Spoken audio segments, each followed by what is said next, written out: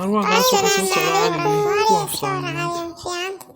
maanta baski iskuulku inaga habsaamay xilligaas u maqay adiga laftaada waad habsaantay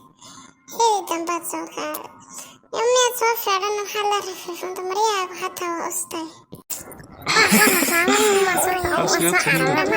keligiiba nadaafada kuma fiicnaa saaxiib miyaad ogeyn inay nadaafada iimaanka ka mid tahay isnadiifiniyow dadka adigu qurux badnaatide haddii kalena iimaankaagu ma dhammaystirnaanay imukuwa kaa gaariga inoo soo socdee barigaal ka yaro fogow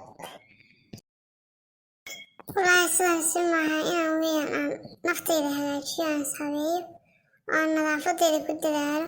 si ardayda dugsiga aanay ii dhibsanin oo qof muumin dhabana aanu noqdo